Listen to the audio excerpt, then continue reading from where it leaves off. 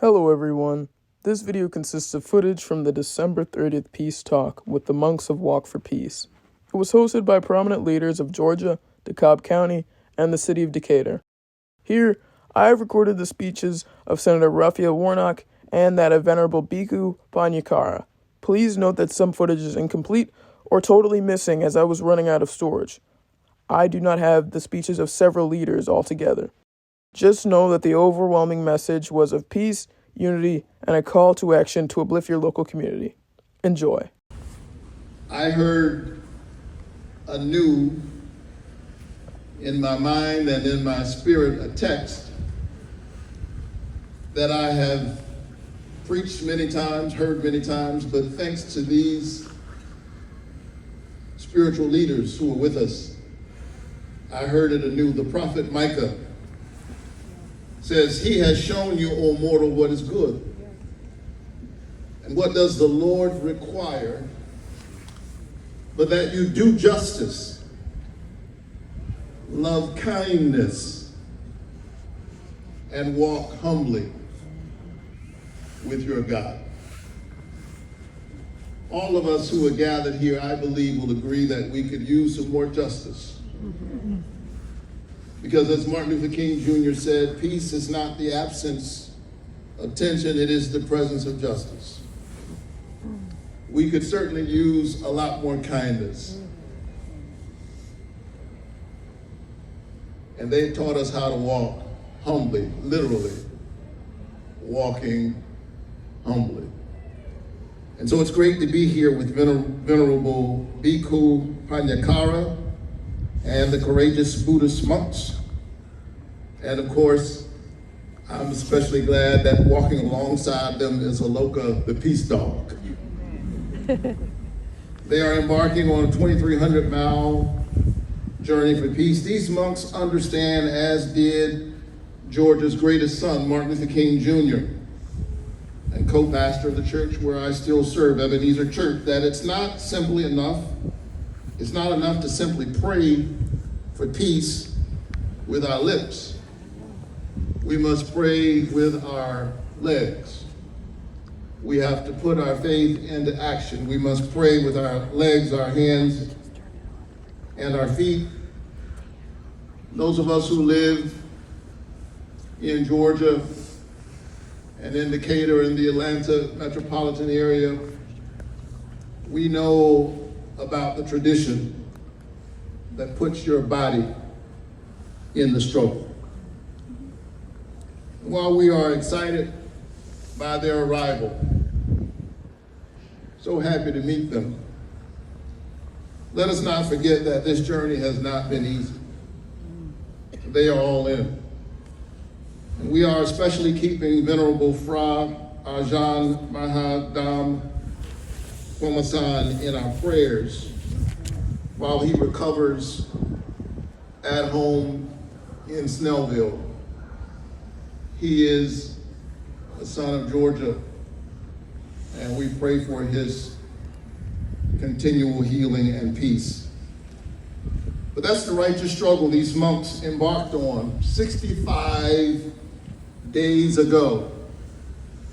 And with every step they are taking, they are drawing attention to the steps that people of conscience must take to end violence. We need peace in Israel and in Gaza. We need peace in Haiti. We need peace in the Congo. We need peace in Ukraine. We need peace on our own streets. We must end also the violence of poverty. Poverty is its own violence that is brought upon so many children in the urban streets of Atlanta and the rural towns of Appalachia. Because in the words of Dr. King, we are caught in an inescapable network of mutuality, tied in a single garment of destiny. Whatever affects one directly affects all indirectly. In other words, we are all in this together on this cold night. We're all standing here together. I wish you could see you the way I see you right now. You look beautiful. Give yourselves a quiet applause just for being here.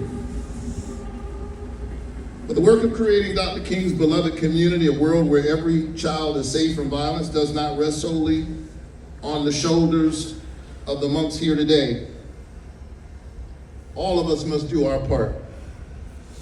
I know that many folks have been able to spend some time with their family over the holiday season. I've enjoyed the days that I've had, the quiet moments with my own 2 children.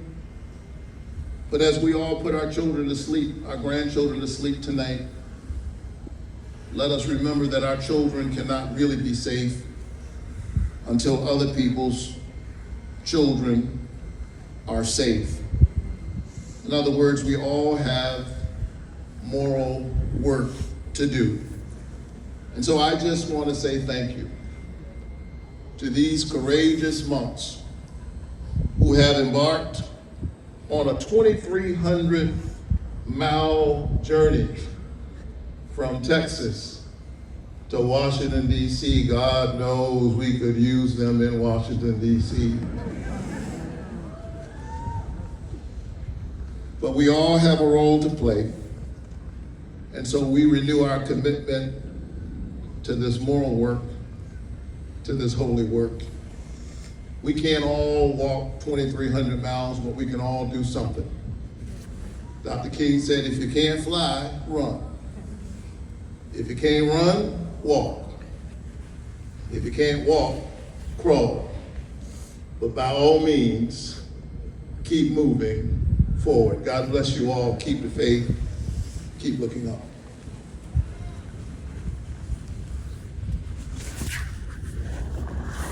I would like to offer this.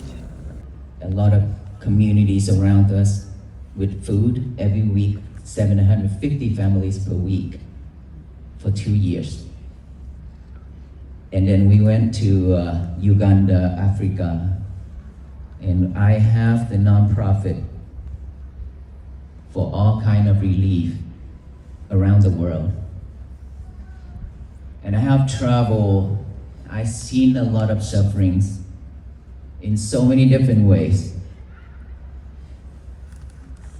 that led me to a thought of do something for this country and for this world, hoping that it will heal some of the people.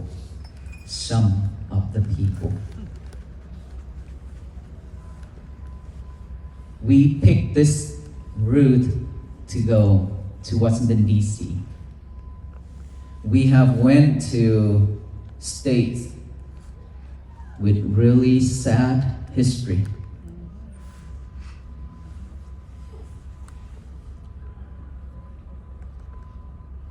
I cried. And I made this statement. Today, again, I would like to share, and I want to make this statement to everyone here. Our ancestors, all those people have sacrificed their life for freedom and peace, and they all have died. For all of us here to live with free of hatred, free of all kind of sufferings, and to have a peaceful life. They have done their part, and we are here still struggle with our life. We carry that hatred, that anger from generation after generations. We passed it on to our kids with hatred. We suffer.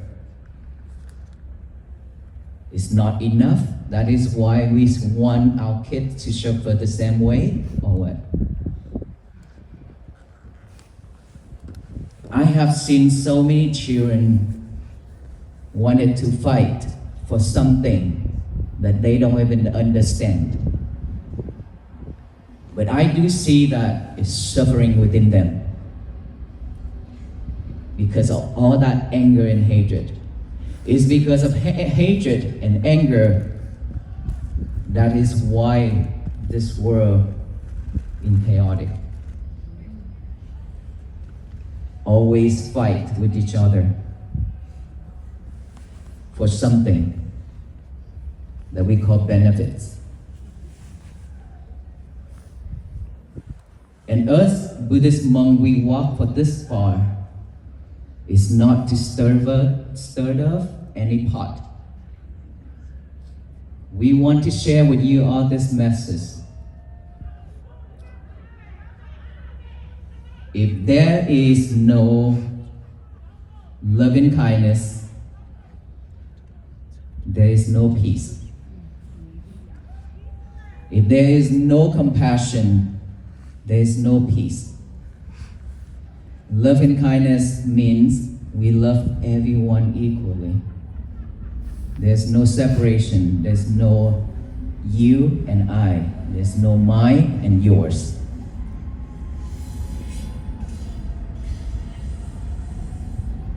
There's a quote that our Buddha said, hatred will never cease hatred. Only love and kindness can see hatred. And we walk for this far is very painful. We got our brother monk, which is Ajahn Mahadam, got an accident and have to cut off his leg. Our Venerable monks here, we walk almost like 25 to 30 miles per day. It worn us out. We have legs injuries, body injuries, but we still walk for this far. Just want to share with you all that loving kindness and compassion will bring us peace.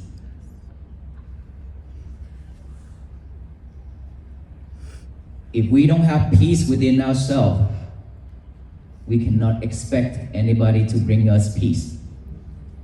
Government officials can bring us external peace by protecting this country. But for us to have peace for ourselves, we have to practice to be mindful every single act, thinking and verbal. Without this, we will never have peace within ourselves. Our message is very clear. Walking from Fort Worth, Texas to Washington, D.C., wanted to share this love and this message to all people and everybody, all beings. We will not exclude anyone. Even though there are so many haters, so many people that hated us and shouted at us, yelled at us, and cursed at us, we react with, may you be well, happy, and peaceful. If we all can do this together, our country will be at peace. Our world will be at peace. Us monks alone, we cannot bring peace to this country, to this world, nor any of us. But for all of us monks and all of us here and all the people in this country and around the world, working together to have peace for ourselves and our family, this country, this world will be at peace. Don't you think so? Yeah. For that purpose, for that case, we would like all of us to work closely within ourselves every day, mindful with our action, our verbal, our thinking, and practice to have a peaceful day every single day. By making a statement for ourselves in every morning when we wake up, write it down, today is my peaceful day. And live with that message, with that statement throughout the day. Don't let anybody in this world mess it up. We are the only person who can mess it up. No one else. Even though they throw in rock, lemons, bitter melons at us, we cook them all and eat. Okay? We don't need to react. Because the more we react, the suffer we are. And we don't have time to waste. We don't have that much energy to waste for all that toxicity. We should spread love and kindness and compassion to the universe so that all beings can receive it equally. No hatred. Imagine within this rally, if this group of monks come here with full of hatred, will you be able to stand here? No. Because of that energy, it will push everybody away. But because of love, compassion, because of we are here together for one mission, which is to have peace for ourselves, for our family, for our society and our country and the whole world, that is why we be able to stand here together. It doesn't matter what background we are, what faith we believe, what skin color, or what language we speak. We all have the same blood color as bread. We have the same taste of tear, which is salty. There's no difference in between. So there's no need to be separated. All we need to do is just care for ourselves a little bit, give ourselves some love. Because we have been putting ourselves out there for so long, chasing so many things for ourselves, end up with suffering. We didn't have time to care for ourselves, to give ourselves some love, while that inner child has been crying and asking for help. Yet we didn't care. This is the call, this is the key, this is the message that our Venerable monks share everywhere we go, every step we make. That hopefully all of us will walk together to Washington, D.C. for one purpose, is to have peace, to spread peace. It's not to fight.